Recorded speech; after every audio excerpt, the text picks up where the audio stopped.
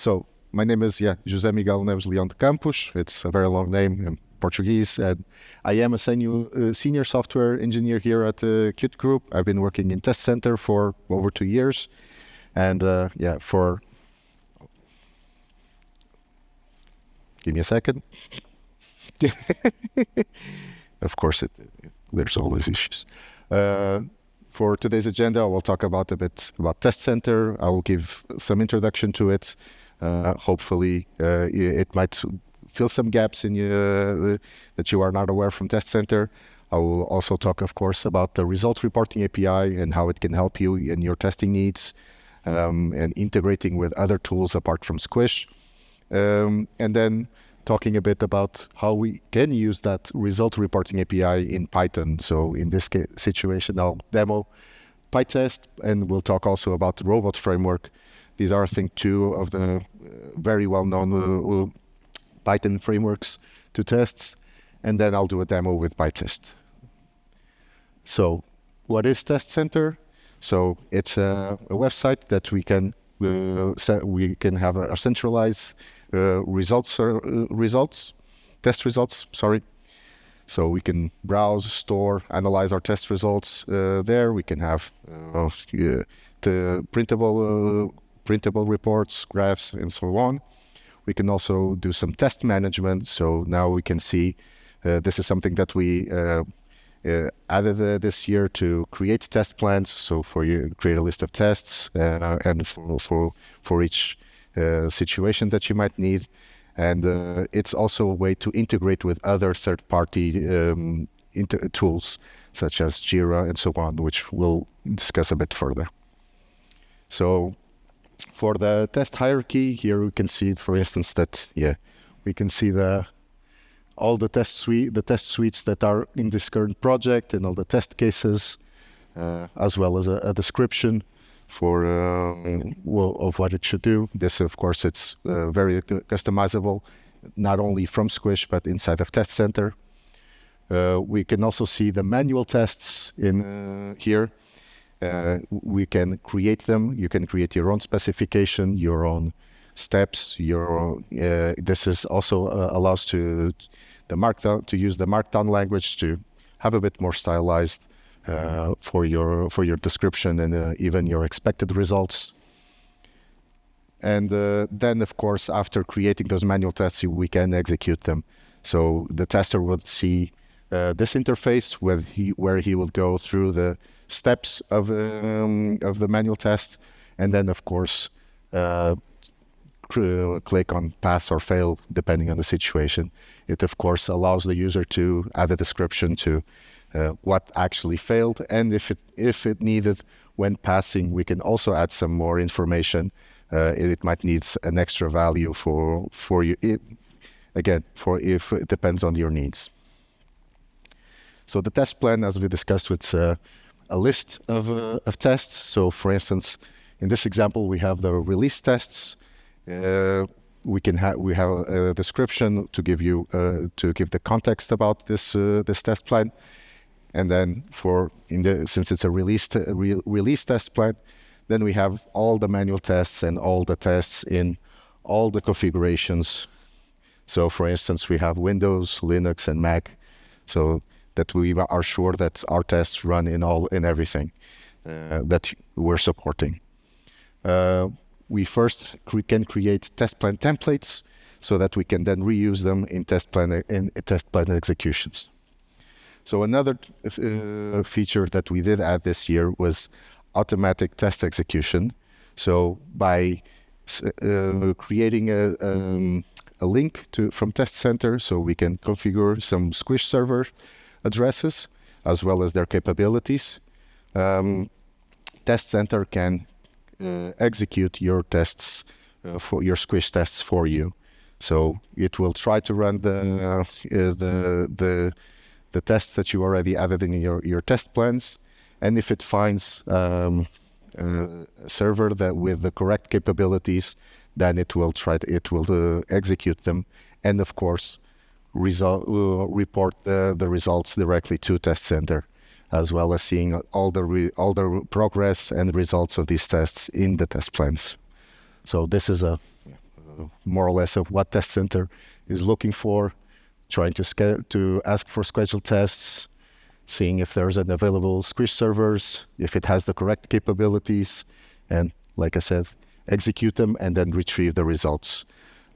If you want, for more information about this, there's a release video with me. Yeah. But yeah, it's there on our blog. Just before getting a bit into the results analysis, before we would just to clarify our nomenclature and concepts. So the way we group results is first, at the high level, we have projects.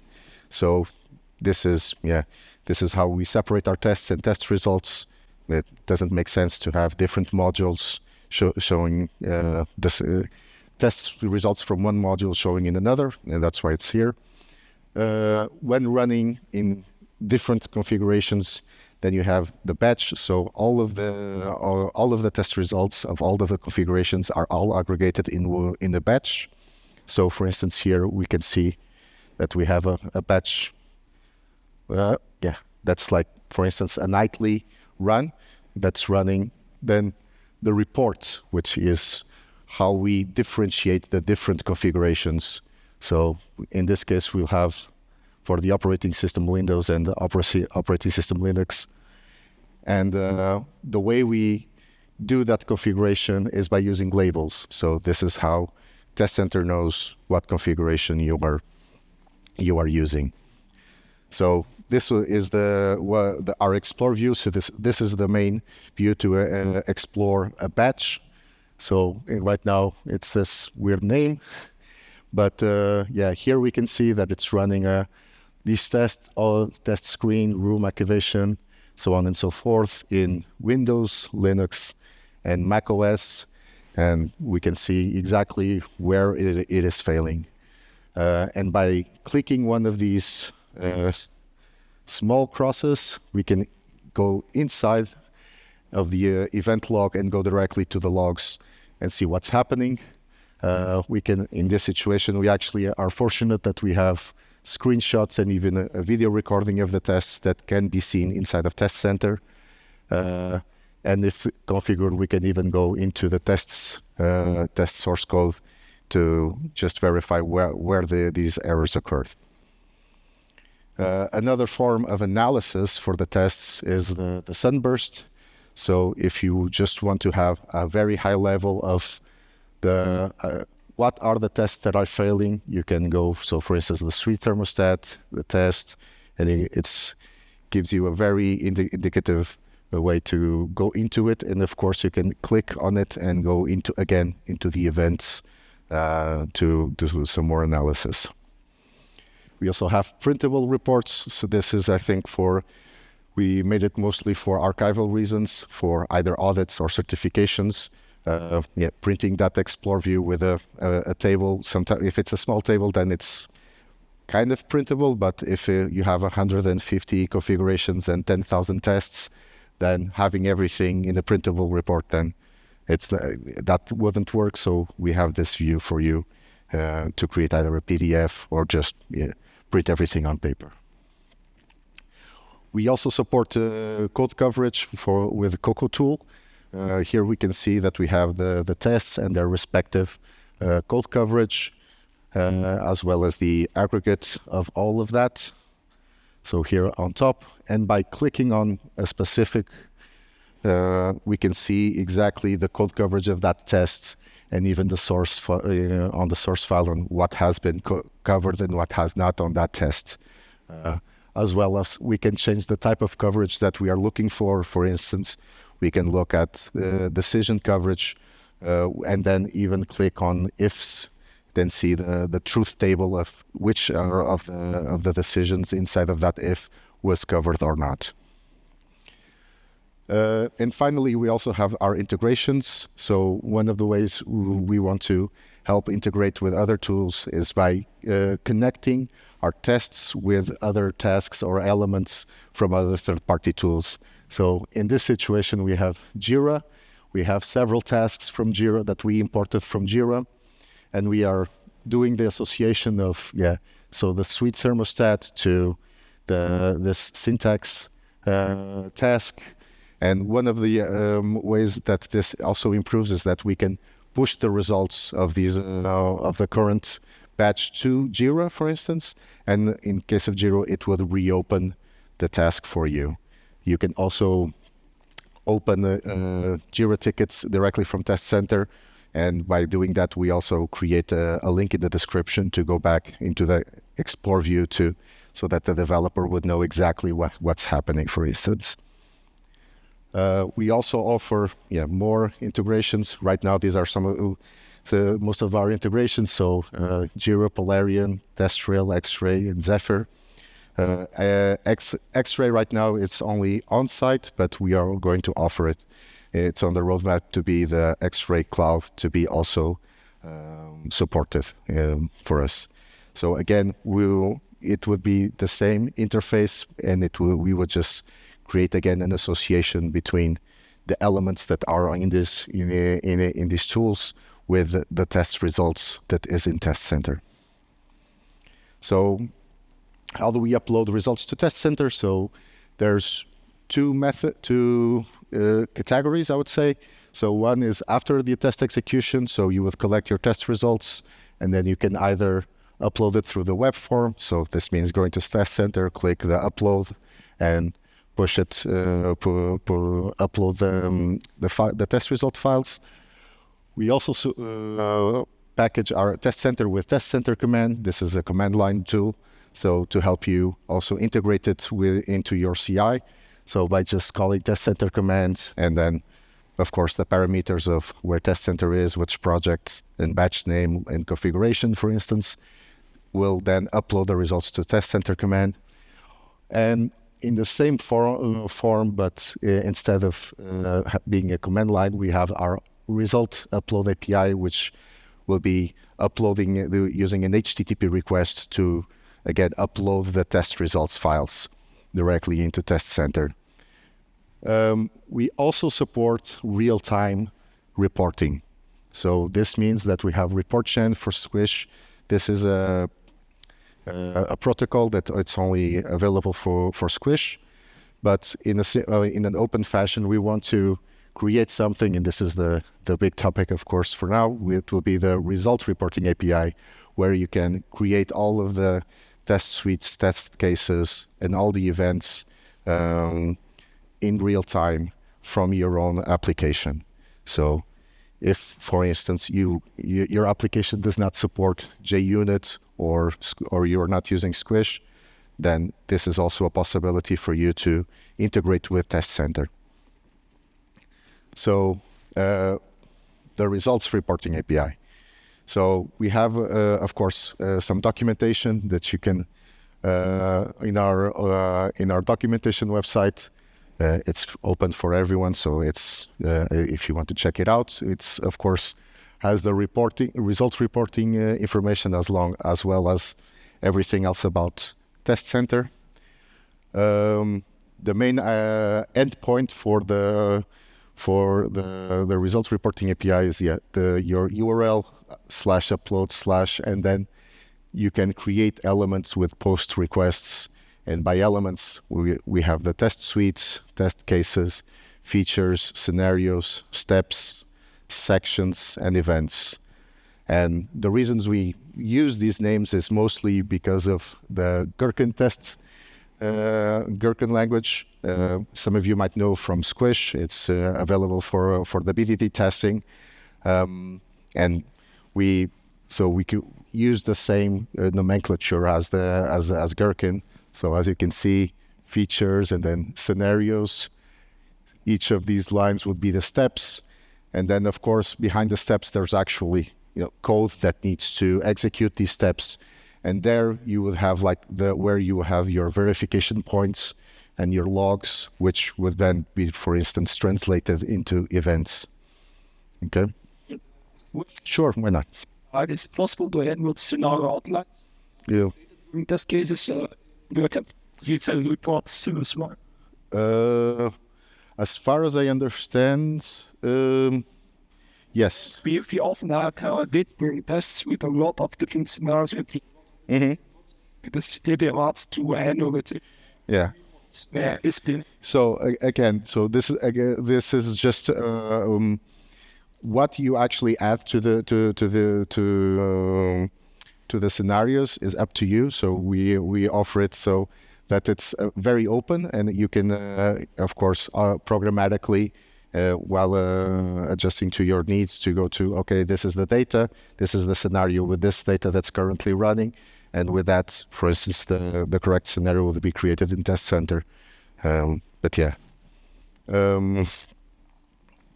So some important considerations. Well, of course, there's authorization. We allow the authorization with by having the concatenation of username and password with and encoding it in a base64, or we can use a token. So Testcenter allows to have tokens for a user, and of course the upload rights would be related to the user.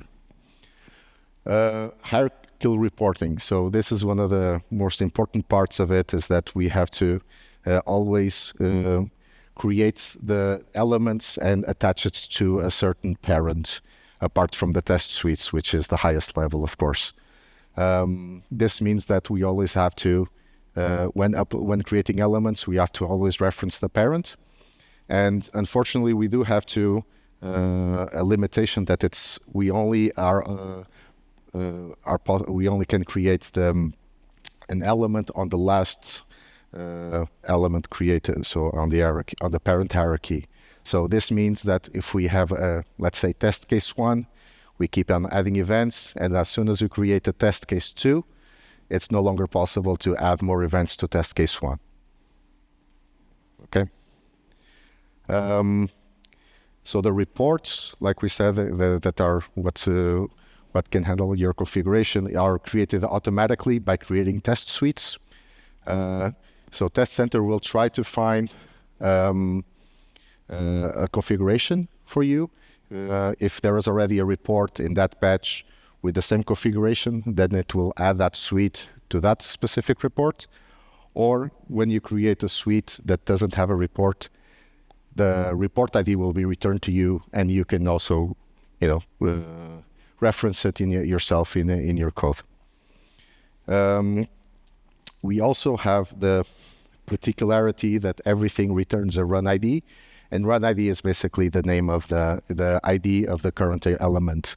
So that afterwards we can always reference when creating children of this element. Any questions for this? Okay, then I'll keep going forward. So the parts for Python testing, I just again want to just highlight that we covered Python, but it can be anything. It's a web API, so anything that does web requests can communicate with it. We do have already examples for Python, and it's already being shipped currently with Testcenter. We have our Testcenter API, so to just give more or less of an interface to that specific to the results API. So the idea is to, of course, instantiate it by creating a link to have the information of where is the Testcenter instance, which project are we going to, the token information, as well as the batch, and even some labels, so to do the configuration. And then it's as simple as creating the suite, creating the test case, creating the feature, and this will automatically be created with the top level that was the last top level that was created.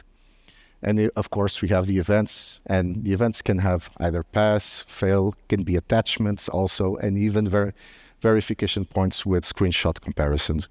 So by sending both screenshots, we can then afterwards in Testcenter see the comparison of these two screenshots. Just to reinforce again, this is an example. We of course distribute it freely, and you can use it, reuse it, change it. It's an example. So of course, it's up to you to use it as best as you wish. So already also in our current packages, it's a listener class for Robot Framework. So Robot Framework is an open source automation. It also follows fairly with the BDD philosophy. And one of the cool things about it is that it actually has this listener interface that calls the functions every time, a test case, a test suite, a step. So you're seeing here the trend. So we can use this listener to just call also the Testcenter API, so that you don't have, if you already have Robot Framework tests, just by using the listener, the Testcenter listener, you don't have to do any changes to your tests. It's just a new an extra parameter on your when calling Robot Framework. PyTest is a bit more different, so because it allows not just unit tests but also system tests. It's very flexible in that situation. It does not offer this listener, but it does offer the way to create plugins with fixtures and hooks. Sorry. And with that, it gives us more or less the same type of functionality as the listeners for the Robot Framework. So we can create ways to listen to certain events, such as when the when test suite starts, when a test case starts, when an event fails or passes.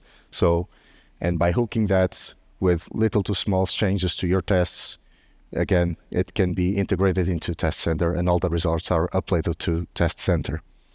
Okay. So, finally, we have a small demo. Hopefully, I'm not cursed by the demo curse.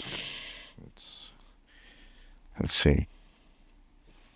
All right. Can you see fairly well, or should I? Okay. So yeah, here we have the actual plugin. So let me first start with the tests. So to the tests that I created specifically for this demo is, one is a Selenium test. It will just try to open a Selenium test page, write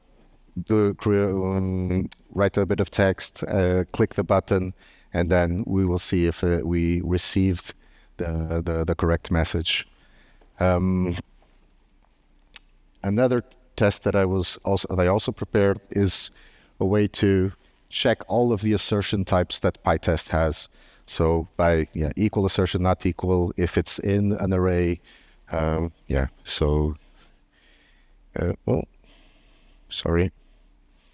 all the way to even as approximation assertions. So just to test if the plugin that we created really gets everything or not. And finally we have the it's a bit not so clean, but so the idea is that by using fixtures we can create the test case, and then it will execute with this yield, and then it will then close the test case, so that we know that we can no longer use that test case. This is of course used for test suites and events. Unfortunately for PyTest, we do have to use different functions, so different hooks for pass and fails. Unfortunately, it is a limitation of the framework, but it's still possible to catch everything. And another particularity of this plugin is that we create the Selenium driver in the configuration in this plugin, so that when a failure happens, we take a screenshot that we can then upload to Testcenter. Okay. So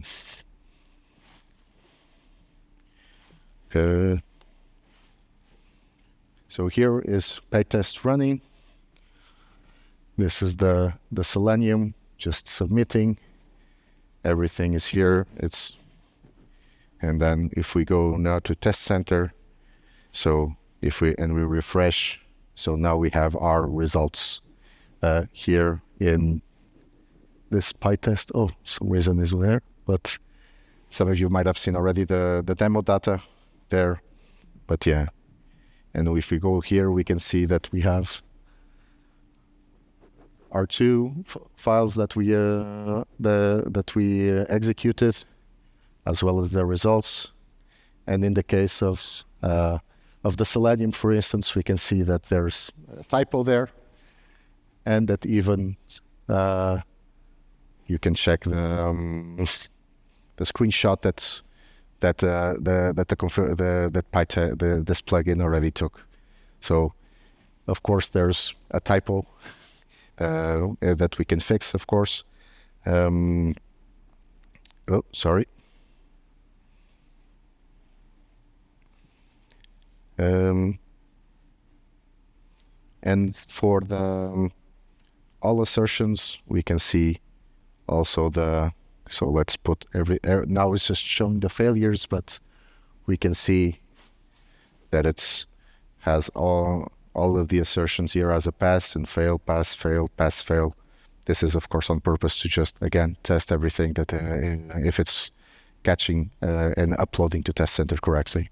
So for instance, now we can just go to the PyTest and fix our small typo. And if we upload it now to a different batch, so that it's a bit easier to see afterwards in Testcenter. So after waiting a bit, it should. I didn't save? Oh, yeah. Okay, then. Demos. You're absolutely right. So let's put it to batch 3.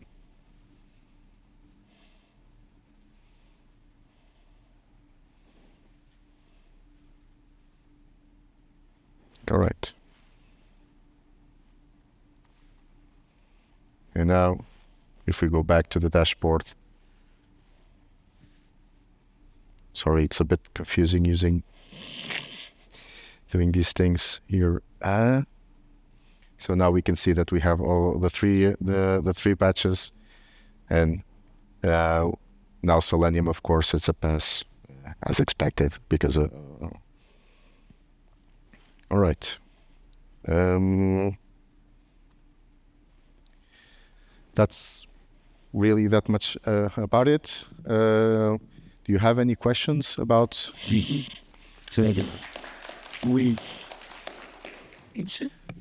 about Testcenter or the result reporting API or even PyTest? Which one? The role?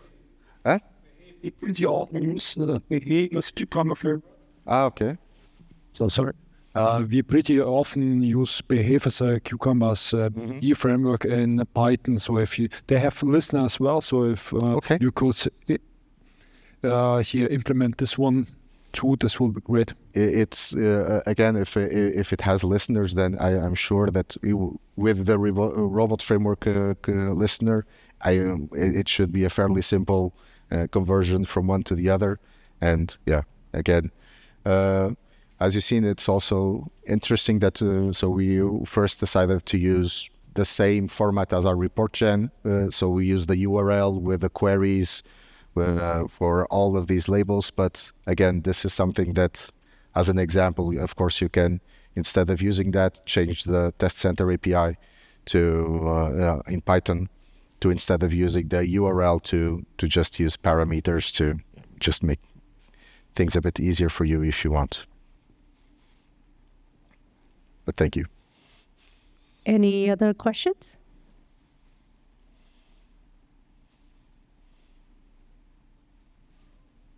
Okay. Okay.